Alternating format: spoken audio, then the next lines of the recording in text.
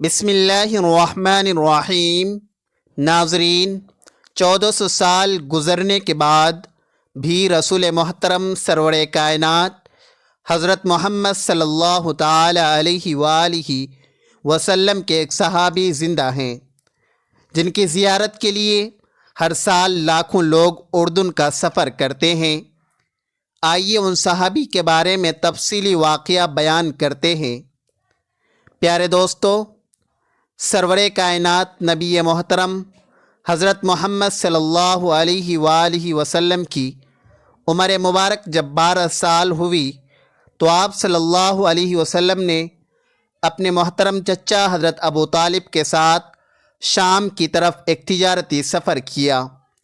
یہ ایک ایسا سفر تھا کہ جس میں پہلی بار اللہ کے آخری نبی حضرت محمد صلی اللہ علیہ وسلم کو 12 سال کی عمر میں ہی کسی نے پہچان لیا اور کھل کر اعلان کر دیا کہ یہ بچہ اللہ کا آخری نبی ہے۔ ناظرین، یہ واقعہ جامع ترمذی، مصنف ابن ابی شیبہ، تاریخ ابن عساکر، البدایہ والنہایہ، تاریخ طبری، سیرت ابن ہشام میں کمی بیشی کے ساتھ صحیح اسناد سے مذکور ہے۔ ناظرین، اہل قریش تجارتی مقاصد کے لیے 2 بڑے سفر کرتے تھے۔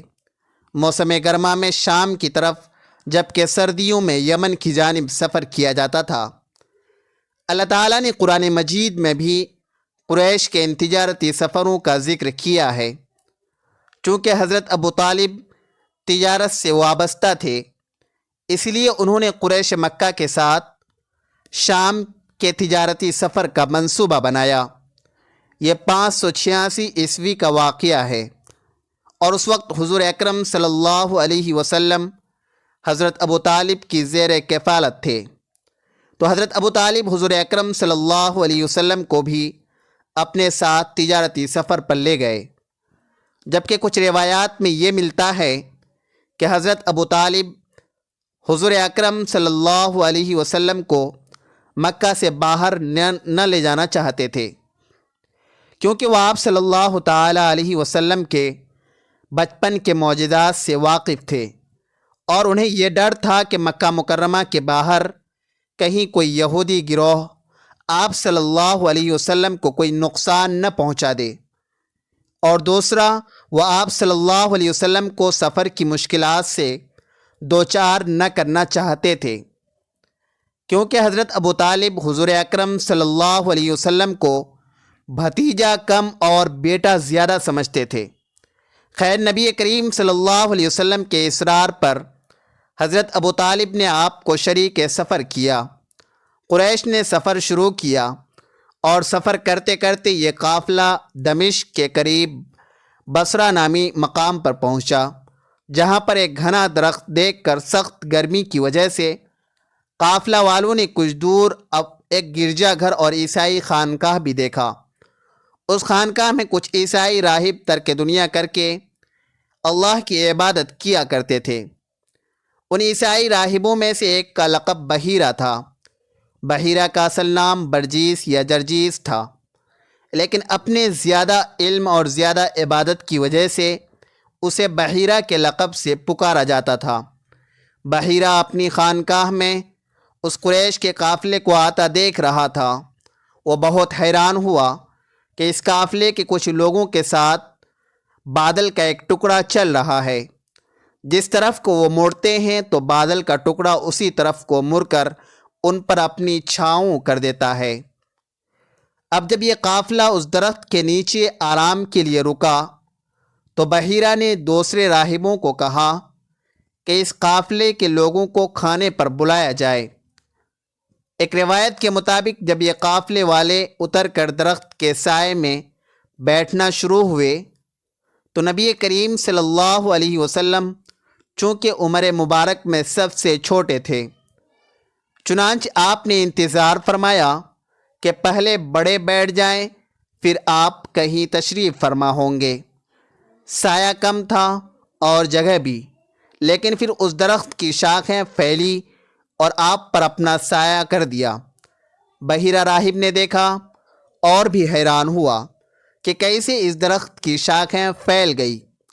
جب بحیرہ کا بھیجا ہوا قاصد قریش کے قافلے میں پہنچا اور بتایا کہ سارے قافلے کی آج رات ہمارے گرجے میں دعوت ہے۔ تو قریش مکہ خوش ہوئے، جبکہ بعض سوچنے لگے کہ ہم تو ہر سال اس قافلے میں آتے ہیں، لیکن پہلے کبھی ہماری دعوت نہیں کی گئی۔ ناظرین، روایات میں آتا ہے کہ بحیرہ انجیل اور تورات کا بہت بڑا عالم تھا، اور اس نے مقدس کتابوں اور صحیفوں میں آخری نبی کی آمد کے بارے میں پڑھ رکھا تھا، اور وہ یہ جان چکا تھا کہ اللہ کے آخری نبی حضرت محمد صلی اللہ علیہ وسلم کا گزر اس شاہ راہ سے ہوگا۔ خیر، اہل قریش نے حضرت محمد صلی اللہ علیہ وسلم اور 2 اور لوگوں کو سامان کے پاس چھوڑ کر دعوت کھانے کے لیے عبادت خانے پہنچ گئے۔ بحیرہ چونکہ بہت بڑا عالم تھا اور وہ آخری نبی کی نشانیاں بھی جانتا تھا، اس لیے ان نشانیاں کو دیکھنے کے لیے اس نے جب دعوت شروع کی تو اپنے خدام کو کہا کہ ان سب لوگوں کے آگے کھانا میں خود رکھوں گا۔ چنانچہ بحیرہ نے خود سب کو کھانا کھلایا۔ بہت حیران ہوا کہ ان میں تو وہ بندہ نہیں ہے جس کو میں تلاش کر رہا ہوں۔ جب سب کھانا کھا چکے تو اس نے قریش سے کہا کہ کیا تم میں سے کوئی ایسا بچ گیا ہے جس نے ابھی کھانا نہ کھایا ہو؟ وہ کہتے ہیں کہ محمد صلی اللہ علیہ وسلم اور 2 اور لوگ جو سامان کی حفاظت کر رہے ہیں وہ رہ گئے ہیں۔ چنانچہ 3 لوگ یہاں سے گئے اور پھر نبی مکرم صلی اللہ علیہ وسلم بھی بحیرہ کی عبادت گاہ میں داخل ہوئے۔ ناظرین، یہ یاد رہے کہ اس وقت حضرت محمد صلی اللہ علیہ وسلم کی عمر مبارک 12 سال تھی۔ جیسے ہی آپ صلی اللہ علیہ وسلم عبادت گاہ میں داخل ہوئے تو بحیرہ نے محسوس کیا کہ عبادت گاہ میں ایک انتہائی اچھی خوشبو پھیل گئی ہے۔ اب بحیرہ راہب کی تمام تر توجہ یہ 12 سال کا بچہ بن چکا تھا۔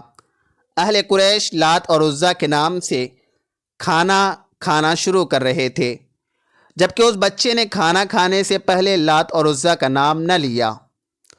اس کے بعد بحیرہ نے دیکھا کہ اہل قریش بات بات پر لات اور عزیٰ کی قسمیں کھا رہے تھے، جبکہ حضور صلی اللہ علیہ وسلم خاموش تھے۔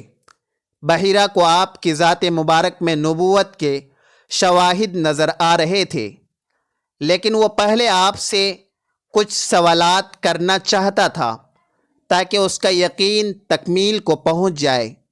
بحیرہ نے نبی کریم صلی اللہ علیہ وسلم سے کہا کہ میں تمہیں لات اور عزیٰ کی قسم دیتا ہوں کہ جو میں پوچھوں اس کا صحیح جواب دینا۔ اس پر حضور نبی کریم صلی اللہ علیہ وسلم نے فرمایا کہ میرے سامنے لات اور عزیٰ کا نام مت لیجئے، مجھے جتنی شدید نفرت ان سے ہے کسی اور چیز سے نہیں ہے۔ یہ بحیرہ کے لیے ایک اور مضبوط دلیل تھی کہ بت پرست معاشرے میں آنکھ کھولنے والے اس بتوں سے کس قدر نفرت ہے، جیسے حضرت ابراہیم علیہ السلام کو تھی۔ پھر بحیرہ نے حضور نبی کریم صلی اللہ علیہ وسلم سے ان کی نیند اور خوابوں کے بارے میں کچھ سوالات کیے۔ بنیادی طور پر بحیرہ کو آخری نبی کی نشانیوں کا علم تھا اور وہ ان نشانیوں کو پورا کر رہا تھا۔ نبی کریم صلی اللہ علیہ وسلم سے سوالات و جوابات کا جب یہ سلسلہ ختم ہوا تو بحیرہ نے نبی کریم صلی اللہ علیہ وآلہ وسلم سے کہا کہ وہ ان کی پشت مبارک دیکھنا چاہتا ہے۔ حضور نبی کریم صلی اللہ علیہ وسلم نے اس کی اجازت دے دی۔ بحیرہ نے حضور نبی کریم صلی اللہ علیہ وسلم کی پشت مبارک پر جب نبوت کی مہر دیکھی تو بحیرہ کا یقین مکمل ہو گیا کہ آپ ہی اللہ تعالیٰ کے آخری نبی ہیں۔ بحیرہ نے پھر حضرت ابو طالب سے پوچھا کہ یہ لڑکا رشتے میں آپ کا کیا لگتا ہے؟ اس پر حضرت ابو طالب فرمانے لگے کہ یہ میرا بیٹا ہے۔ راہب بحیرہ تھوڑا چونکا اور کہنے لگا کہ میرے علم کے مطابق اس بچے کے والد اس کی پیدائش سے پہلے فوت ہوئے ہیں۔ حضرت ابو طالب کہنے لگے کہ ہاں، میں اس کا چچا ہوں، لیکن یہ مجھے اپنے بیٹوں کی طرح عزیز ہے۔ بحیرہ کہنے لگے کہ یہ لڑکا اللہ کا آخری نبی ہے، اس کا نام اور یہ نشانیاں جن کو میں نے جانچ لیا ہے تمام مقدس کتابوں میں لکھی ہیں۔ اس لڑکے کو جلد واپس مکہ مکرمہ لے جاؤ، کیونکہ اگر رومیوں اور یہودیوں کو یہ نشانیاں دکھ گئی تو وہ ضرور اس کو نقصان پہنچائے گا اور تمہارے قافلے کو تباہ کر دیں گے۔ یہ سنتے ہی حضرت ابو طالب نے اپنا سفر منسوخ کیا اور محمد صلی اللہ علیہ وسلم کو لے کر مکہ مکرمہ واپس چلے گئے۔ قریش کے سب لوگوں نے بحیرہ کی باتیں سنی، لیکن بدنصیبی کہ ان کو ایمان نصیب نہ ہوا، جبکہ بحیرہ کہنے لگا کہ میں ان پر ایمان لاتا ہوں اور سچے دل سے ان کی رسالت کو قبول کرتا ہوں۔ ناظرین، چونکہ پودے جاندار ہوتے ہیں، اس لیے وہ درخت جس کا اس واقعہ میں ذکر ہے، جس کے سائے سے دور حضور اکرم صلی اللہ علیہ وسلم بیٹھے تو اس نے اپنی شاخیں پھیلا دی۔ اسے مفسرین حضرات نے صحابی درخت کہہ کر پکارا ہے۔ 1400 سال سے زائد کا عرصہ گزرنے کے بعد بھی یہ درخت وہ واحد جاندار چیز ہے کہ جسے نبی کریم صلی اللہ علیہ وآلہ وسلم کی زیارت کا شرف حاصل ہے۔ ایک عرصہ پہلے تک وہ صحابی درخت جس کی نسبت حضور صلی اللہ علیہ وسلم سے ہے لوگوں کے علم میں تو موجود تھا، لیکن اس درخت کی مخصوص جگہ یا محل وقوع کے بارے میں کسی کو کچھ خاص معلومات نہ تھی۔ یہ درخت اب مشرقی اردن میں صفا کے مقام پر وادی سیران میں دریافت ہو چکا ہے۔ اس معجزاتی درخت کو دور سے ہی پہچانا جا سکتا ہے، کیونکہ کئی سو مربع کلومیٹر کے خشک اور صحرائی علاقے میں یہ واحد جاندار چیز آپ کو دیکھنے کو ملے گی۔ بقول اردن کے بادشاہ شاہ عبداللہ کے، ہیلی کاپٹر میں صحرا کے اوپر سے گزر رہا تھا کہ میں نے نیچے ایک درخت کو دیکھا۔ اس صحرا میں نہ کوئی اور پودا تھا اور نہ کوئی کھیت اور نہ ہی پانی۔ اس درخت کا اس صحرا میں تر و تازگی کے ساتھ موجود ہونا میرے لیے ایک واضح دلیل تھی کہ یہ درخت اپنی ذات میں ایک معجزہ ہے۔ ناظرین، اس صحابی درخت کے سائے میں نبی کریم صلی اللہ علیہ وسلم زیادہ دیر تو نہ بیٹھے تھے، لیکن اس درخت کا حضور صلی اللہ علیہ وآلہ وسلم کو سایہ فراہم کرنا اور جھک جانا اللہ رب العزت کو اتنا پسند آیا کہ اس درخت کو رہتی دنیا تک کے لیے ایک معجزہ کے طور پر محفوظ فرما دیا۔ اردن کی حکومت نے بڑی محنت کر کے اس تجارتی شاہراہ کے آثار بھی دریافت کر لیے، جس پر آج سے 1400 سال پہلے اہل قریش کے تجارتی قافلے شام کی طرف سفر کیا کرتے تھے۔ یہ شاہراہ اس صحابی درخت سے کچھ فاصلے پر موجود ہے۔ مشرقی اردن میں درخت دیکھنے کے لیے ہزاروں مسلمان ہر سال اردن جاتے ہیں۔ اللہ کریم سے دعا ہے کہ وہ مجھے اور اس ویڈیو کو دیکھنے والے ہر فرد کو اس صحابی درخت، مدینہ و مکہ اور تمام مقدس مقامات کی زیارت نصیب فرمائے، آمین۔ ناظرین، کمنٹ باکس میں اللہ تعالیٰ کے 99 ناموں میں سے ایک نام ضرور ٹائپ کریں۔ ویڈیو اچھی لگے تو ویڈیو کو لائک کریں، شیئر کریں، چینل کو سبسکرائب کریں۔ اگلی ویڈیو تک کے لیے اجازت دیجیے، خدا حافظ۔